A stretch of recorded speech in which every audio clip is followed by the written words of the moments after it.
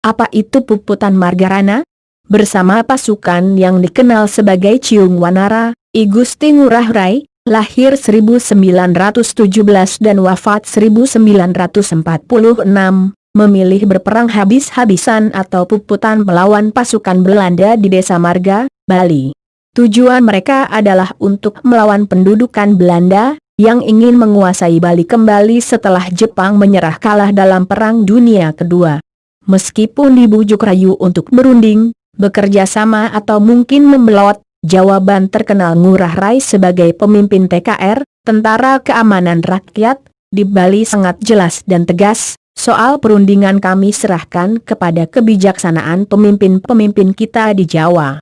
Bali bukan tempatnya perundingan diplomasi. Dan saya bukan kompromis. Saya atas nama rakyat hanya mengingini lenyapnya Belanda dari Pulau Bali atau kami sanggup bertempur terus sampai cita-cita kita tercapai. Sebelum Ngurah Rai meninggal, seorang jurnalis Bali bernama Nyoman Pendit mencatat pihak gerilyawan menang dalam pertempuran Tanah Arun, dekat Gunung Agung, pada 9 Juli 1946. Ketika berada di Desa Marga, Tabanan, Rai memerintahkan pasukannya merebut senjata polisi Nica di Tabanan. Penyerangan terjadi pada 18 November 1946. Serangan itu membuat jengkel tentara Belanda. Ditambah lagi, Wagimin, yang menjadi kepala polisi Nica di Tabanan, ikut bergabung dengan pasukan Rai. Militer Belanda pun mengurung Desa Marga pada 20 November 1946. Sejak pagi-pagi buta tentara Belanda mulai mengadakan pengurungan terhadap Desa Marga. Kurang lebih pukul 10 pagi mulailah terjadi tembak-menembak. Sengitnya perlawanan membuat militer Belanda mengerahkan pesawat tempur dari Makassar. Pasukan Rai tidak mundur. Dia memilih bertempur sampai titik darah penghabisan. Dalam bahasa Bali, pertempuran macam itu disebut puputan. Belanda awalnya mengajak Ngurah Rai bekerja sama dalam upaya pendudukan tersebut.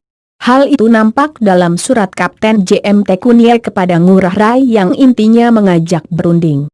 Namun bukannya diterima, ajakan kerjasama itu justru ditolak oleh Ngurah Rai.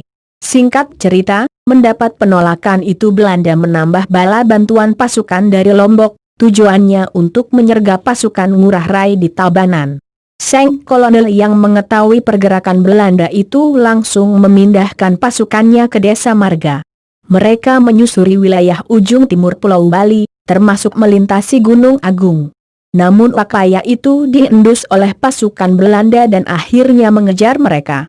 Pada 20 November 1946, di Desa Marga pasukan Ngurah Rai dan pasukan Belanda bertemu hingga akhirnya terjadilah pertempuran sengit. Dalam pertempuran itu pasukan Ciung Wanara berhasil memukul mundur pasukan Belanda. Namun pertempuran tidak berhenti sebab bala bantuan pasukan Belanda datang dengan jumlah besar, dilengkapi persenjataan lebih modern serta didukung kekuatan pesawat tempur. Kondisi pun berbalik, pasukan Ngurah Rai malah terdesak karena kekuatan tidak seimbang itu. Ketika hari beranjak malam, pertempuran itu antara pasukan Ngurah Rai dan Belanda tidak juga berhenti. Pasukan Belanda juga kian brutal dengan menggempur pasukan Ciung Wanara dengan meriam dan bom dari pesawat tempur. Hingga akhirnya pasukan Ciung Wanara terdesak ke wilayah terbuka di area persawahan dan ladang jagung di kawasan Kelaci, Desa Marga.